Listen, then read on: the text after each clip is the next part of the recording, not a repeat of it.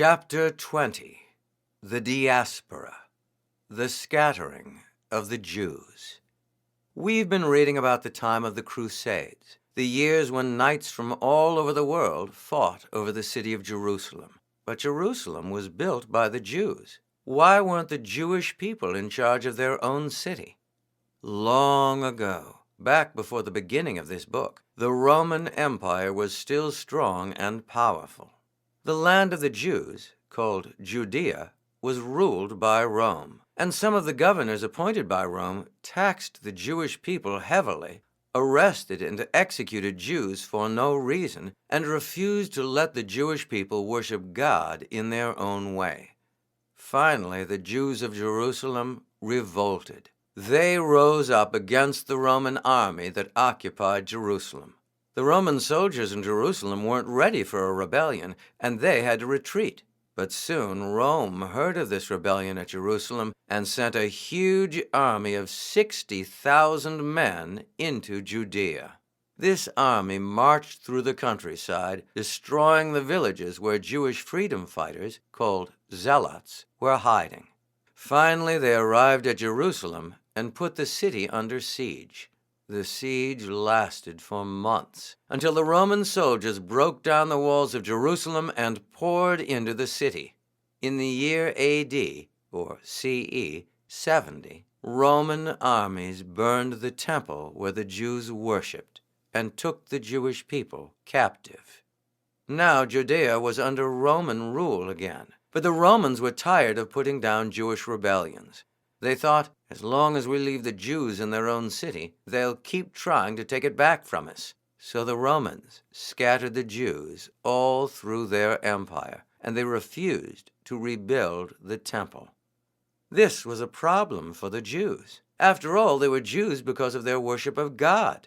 An Englishman was someone born in England, and a Frenchman was someone born in France. But a Jew was someone who worshipped God in the temple.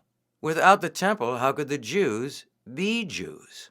One Jewish scholar, Yohanan ben Zakkai, believed that the Jews could still remain Jews even though they could not worship in the temple. He thought that the Torah, the sacred writings of the Jews, could be the glue that held the Jewish people together. If they could all remember and follow the Torah, they would still be Jews even if they were scattered all over the world. But Yohanan had a problem.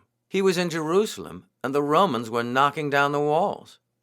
He knew that Jerusalem was doomed. So he bought a coffin and lay down in it, pretending to be dead. He had his students carry him out of Jerusalem, weeping and wailing the whole way, telling everyone who stopped them that they were going to bury their leader. Once they were safely away, Yohanan ben Zakkai climbed out of the coffin.